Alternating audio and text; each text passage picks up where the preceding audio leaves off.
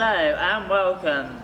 I give you Katie Reed, live on Teeth FM, and get ready for your perfect smile.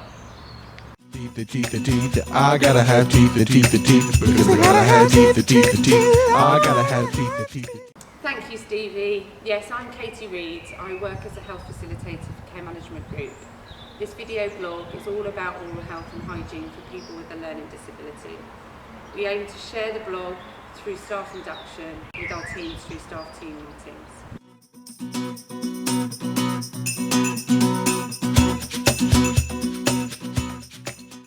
1 in 3 adults with a learning disability has poorer dental health than the general population, which is shocking. They also have poorer dentition, missing teeth, and have high risk of gum disease.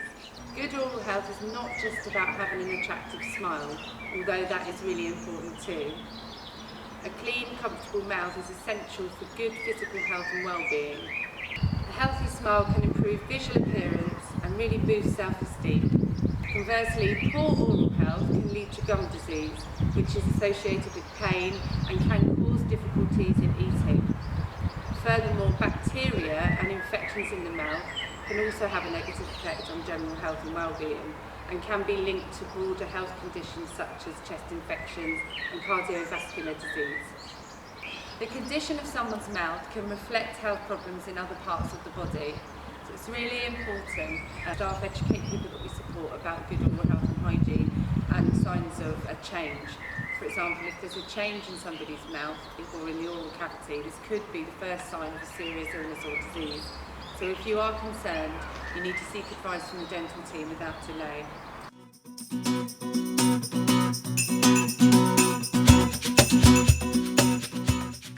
The support worker role is really important. Support staff play a vital role in supporting people to maintain good oral health and hygiene. Some people we support may have non-verbal communication. So for example, they may not be able to tell us when they have a problem with their teeth or gums. So it's really important that support staff look out for any behaviour change.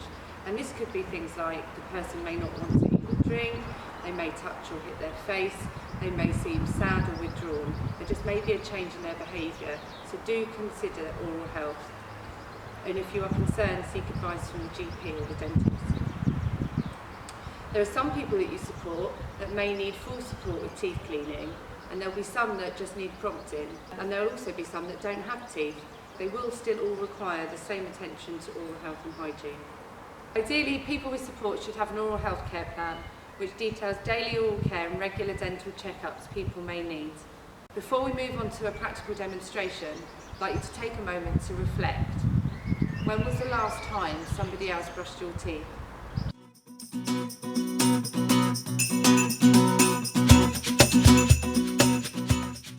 It can be quite scary, quite invasive. It can be unpleasant to have your teeth brushed by somebody else. So do be mindful of that when you're brushing somebody else's teeth.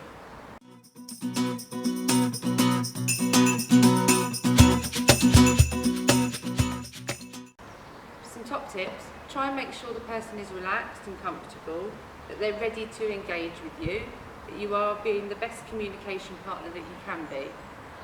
Take your time, make sure you've got everything ready, and when you are brushing somebody else's teeth, brush slowly, be patient, stop for rest. And if you don't manage to brush the whole teeth or the whole oral cavity in one go, it's absolutely fine. A little and often is fine, and anything is better than nothing. Usually for effective teeth brushing, if you're brushing somebody else's teeth, it's best to stand beside the person so that you can have good access to the mouth. If that's the case, if the person is happy in that position, it's a good idea to position the person or get the person to sit in front of a mirror so they can actually see what's going on. So it hopefully will be less scary. So you need to help brush the person's teeth twice a day, in the morning, but night time before bed is crucial. As we produce less saliva, our mouth is more dry, and therefore any food that we've eaten throughout the day, any bacteria, any plaque will be sitting on our teeth and will be potentially causing decay.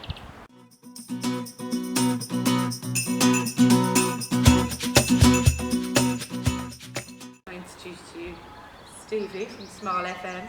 Hiya. So now we come to the practical demonstrations. We look at effective teeth brushing. But first of all, dentists recommend that we use a small-headed, soft toothbrush and roughly a pea-sized amount of fluoride toothpaste. You wouldn't be using a toothbrush of this size.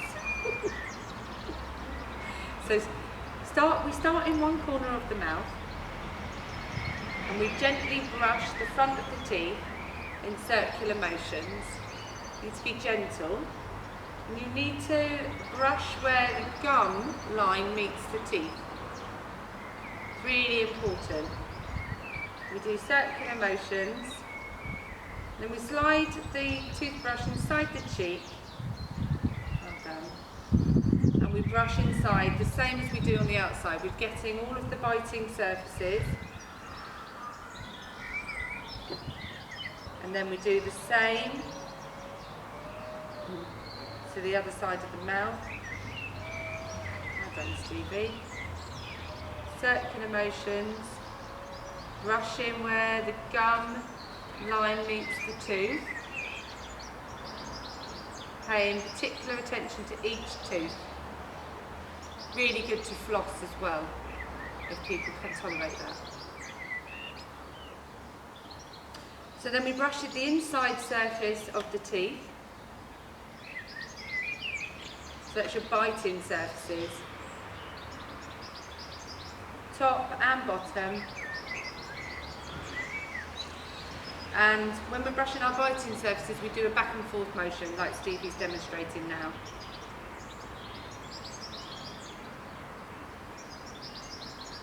We do that for 2 minutes.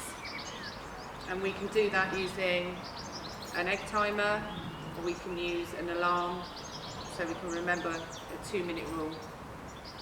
Thank you, Stevie.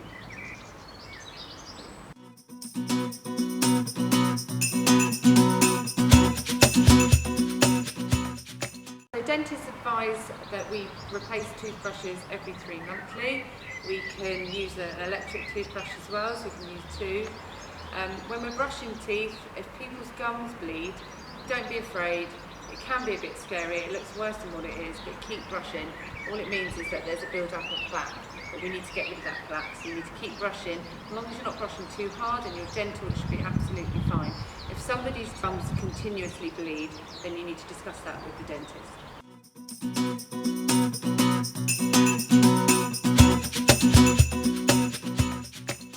Consequences of poor oral hygiene. So if we don't support people to maintain a good oral hygiene, there are risks of gum disease, so gingivitis, and that can lead to peritonitis, which means that there is risk of losing teeth.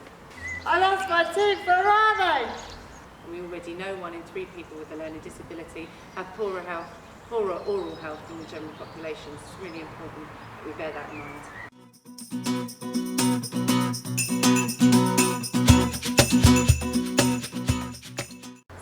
To look at diet and nutrition. So every time we eat or drink anything sugary, our teeth come under an acid attack for up to 1 hour.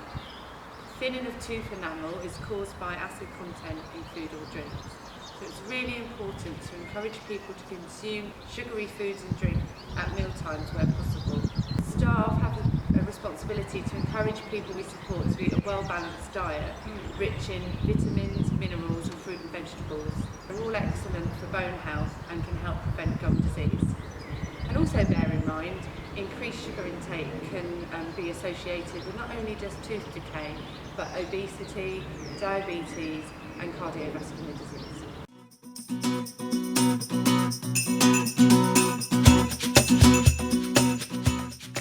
Each person you support should be supported to visit the dentist at least once a year, more frequently as recommended by the dental team. Special care dentists are trained to treat people with learning disabilities or additional needs, and domiciliary dental visits can be arranged where needed, and this is an excellent resource for those who may present with anxiety. If somebody you support is reluctant to engage in teeth cleaning, discuss the possibility of a desensitisation programme with the dental team or with CMG clinical team. Teeth, I gotta have teeth, because I gotta have teeth, I gotta have teeth. So who do we see? What's the person called? Who regularly to make sure that they're healthy? The dentist. Brilliant. Cause they got that, cause they got the light thing. That's right. So you lay on a couch, don't you? Yeah. And you lay back, and what, they shine a light Yeah. into your mouth. Why do you think they do that? Cause they look at. Having a good look around. Yeah. Excellent. Thank you. How often should we be visiting the dentist? Every 12 months. Brilliant. And or if you don't, then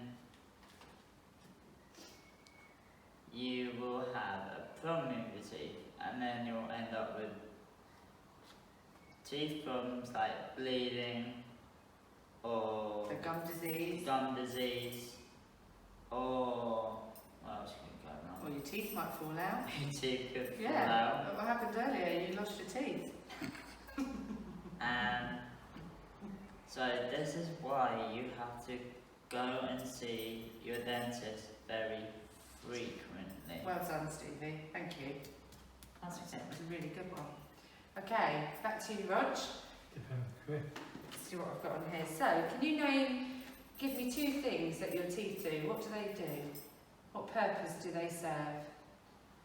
It's for eating and also it's good to have teeth. You can smile and talk. Yeah. Yeah, so we use our teeth to chew Yeah. food, don't we? Yeah. So really important for eating. Well, because it's been very difficult to got no teeth you can't chew. Yeah, brilliant. And they make up the shape of our face, don't they? Yeah. And like you Smile, say, our yeah. smile. Because when it looks nasty, you got nothing. Yeah, true. Yeah. Yeah, brilliant. To be proud of our smile. Yeah. So, Reese, what about fizzy drinks? Are they good for our teeth? No. I know. What could we replace fizzy drinks with? Water Yeah, that's a good idea. and milk. Fabulous. Milk only it's cold milk. Cold milk. Yeah, Yeah. you like cold milk. Milk's really good for our bone health. So our teeth are held in the jaw, aren't they, in our bones. Yeah. It keeps our bones nice and strong. So I think milk's a really good suggestion. Yeah. And all I like my favorite animal was cows. That they eat like milk cow. Yeah. I like drinking cows. Yeah, brilliant. Thank you. Stephen's idea. Yeah, Stevie. So, Stevie, what should a well-balanced diet consist of? Fruit and veg, which is your 5 a day. You should really have that more than bad food. And what would be bad food? What would be bad food, Roger? Too much fried stuff and a lot of cakes and I think of a lot of sugar and stuff. Yeah, sugary type processed foods. Yeah. Excellent. So what could we replace them with? Strawberries, melons, lemons, Rhymes. limes. So fruit and vegetables and healthier snacks like what? Rice cakes? Rice cakes. Rather than chocolate and crisps?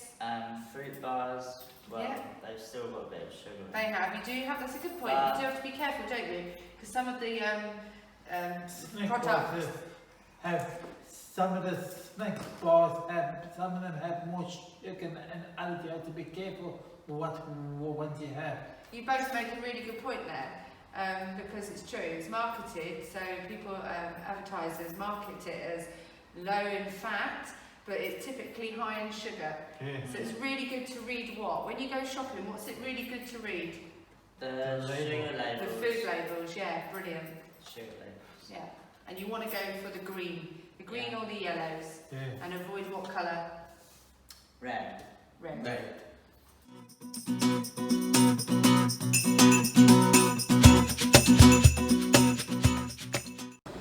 So we have come to the end of the blog. Thank you for listening. If you take anything from this blog, lifelong, please remember that our teeth can help us to eat healthy food, and a healthy mouth can contribute to our overall health and quality of life.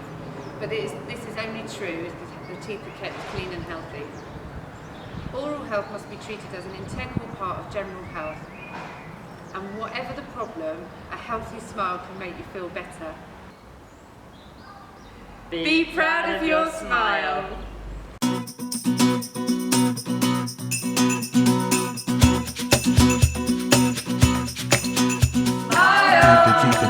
I gotta have teeth, the teeth, because I gotta have teeth, the teeth, I gotta have teeth, the teeth, because I gotta have teeth, the teeth, I gotta have teeth, the teeth, because I gotta have teeth, the teeth, I gotta have teeth, the teeth, I gotta have teeth, I gotta have teeth, because I gotta have teeth, because I gotta have teeth, I gotta have teeth, I gotta have teeth, the teeth, I gotta have teeth, I gotta have teeth, the teeth, because I gotta have teeth, I gotta have teeth, I gotta have teeth, the teeth,